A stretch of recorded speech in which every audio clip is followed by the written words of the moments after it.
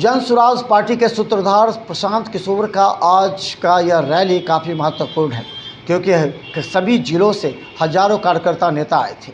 उन्होंने सबसे पहले ही कहा था कि दलित से ही कोई प्रदेश अध्यक्ष बनेगा, लेकिन आज उन्होंने कहा एक काबिल आदमी को प्रदेश अध्यक्ष बनाया गया है जो कि दलित भी है। देखिए प्रशांत किशोर की रणनीति और राजनीति, उन्होंने इस बात को जोर डाला है। जरा समझिए क्या कहना चाहते हैं।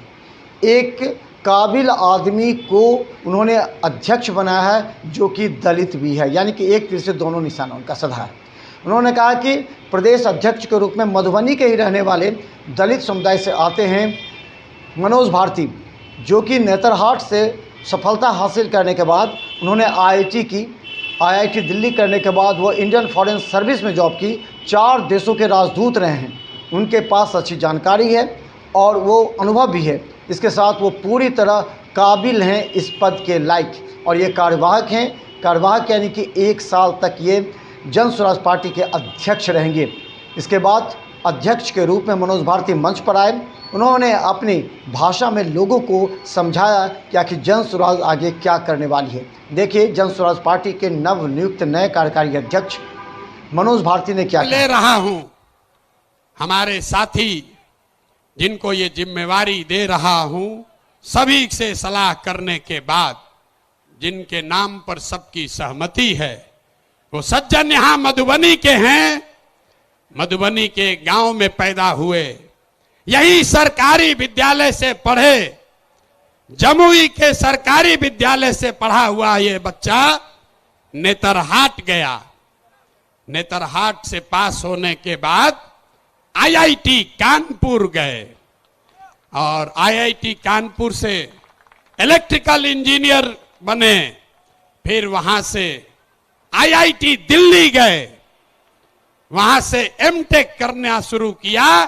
इसी बीच में इंडियन फॉरेन सर्विस में भी सेलेक्ट हो गए।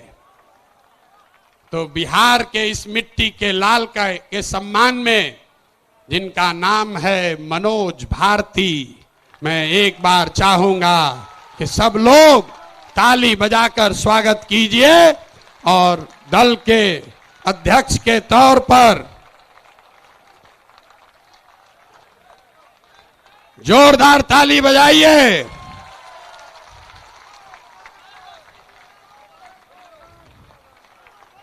दल के अध्यक्ष के कार्यवाहक अध्यक्ष के तौर पर मनोज भारती जी, जो अनुसूचित समाज के हैं, लेकिन ये प्रशांत किशोर से ज्यादा काबिल आदमी है। प्रशांत किशोर नेतरहाट का परीक्षा 2 बार दिए, नहीं पास कर सके। ये भाई साहब पास किए हैं।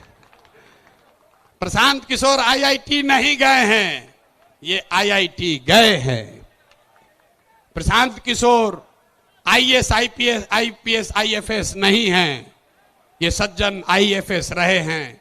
4 देशों में भारत के राजदूत रहे हैं, बिहार का गौरव बढ़ाया है।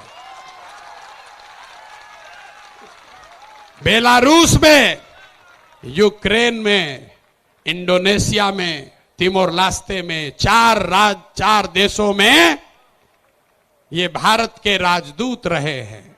और इसके बाद अभी भागना नहीं है।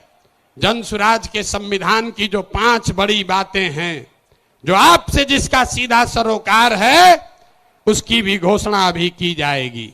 तो 5 मिनट इनकी बात सुनिए और उसके बाद हम लोग इस पर वापस आते हैं।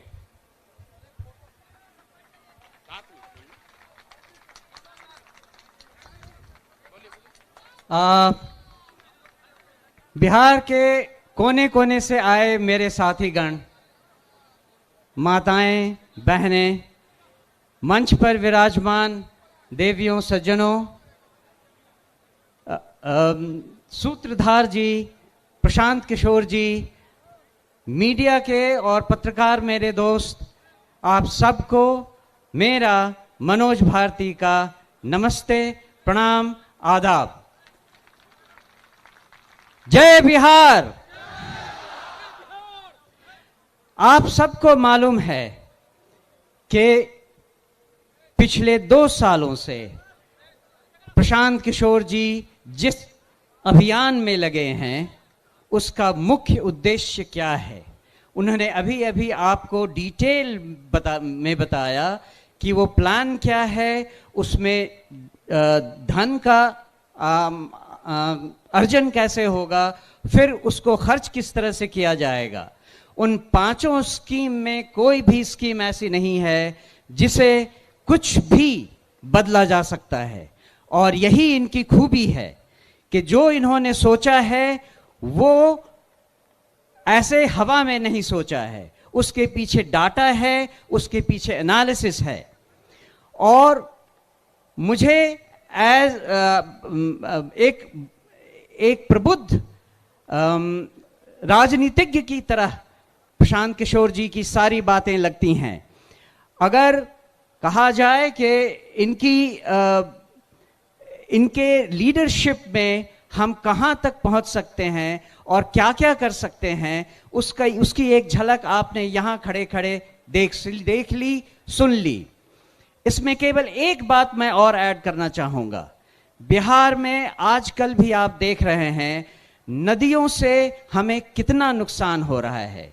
पूरा उत्तर बिहार बाढ़ की विभीषिका को बुरी तरह झेल रहा है। जन स्वराज पार्टी भी कुछ ऐसा सोच रही है कि कुछ कदम ऐसे उठाए जाएं जिससे नदियां हमारी मित्र हों, विनाशकारी शत्रु नहीं। ये भी प्लान हम जन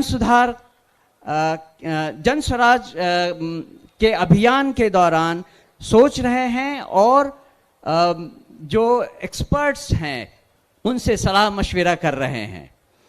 आपने ये भी सुना कि मैं नेतरहाट स्कूल से पढ़ चुका हूं। नेतरहाट स्कूल की एक अपनी गरिमा है और वो है कि हम वहां सब कुछ खुद अपने आप करते हैं। आप या मुझे लकड़ी का काम दे दें, लोहे का काम दे दें, या चित्रकला हो या म्यूजिक हो, मुझे हर चीज की शिक्षा मिली हुई है और इन सब को मैंने जिंदगी भर विदेशों में भी उपयोग में लाया है। दूसरी बात, आप बिहारी को बिहार से अलग कर सकते हैं लेकिन बिहार को बिहारी के दिमाग से नहीं अलग कर सकते हैं।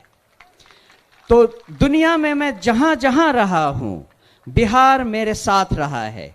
उसके कुछ उदाहरण ये हैं कि विदेशों में नेताओं को या डिप्लोमेट्स को, राजनयिकों को तोहफे देने की परंपरा रहती है और मैं हमेशा ही मधुबनी पेंटिंग तोहफे में विदेशी नेताओं को देता रहा हूं। अगर हमारे यहाँ कोई भी विदेशी नेता खाने पर आता है तो वो सिलाव का खाजा खाता है। और इसी तरह से भागलपुर का सिल्क और कपड़ा, वो भी हमारी अपनी पहचान बनकर हमारे साथ चली है। ये तो एक उदाहरण है कि नेतरहाट ने हमें क्या सिखाया है, इस बिहार की धरती ने हमें क्या दिया है। लेकिन जो हम करना चाहते हैं, जो आप सब सारी बिहार की जनता को समझाना चाहते हैं, वो एक महती कार्य है। उसमें 2 साल तो ऑलरेडी प्रशांत किशोर जी ने लगा दिए हैं। अभी इन्होंने वादा किया है और इन्होंने कहा है कि इस पार्टी के गठन से ये कार्यक्रम रुकने वाला नहीं है। ये कार्यक्रम तब तक चलता रहेगा जब तक बिहार देश के 10 अग्रणी राज्यों में नहीं शामिल हो जाता। तो ये एक, जैसा मैंने कहा, बहुत बड़ा काम है। लेकिन जैसा हमारे राष्ट्र कवि बिहार से ही आए हुए रामधारी सिंह दिनकर जी ने कहा है, खम ठोक ठोकता है जब नर, पर्वत के जाते पांव उखड़, मानव जब जोर लगाता है पत्थर पानी बन जाता है। तो जन स्वराज के अभियान के इस स्तर पे जो रिस्पॉन्सिबिलिटी, जो जिम्मेदारी मुझे दी गई है, मैं आपको आश्वस्त करता हूं कि मैं उसे पूरी लगन, ईमानदारी, कर्मठता से निभाऊंगा।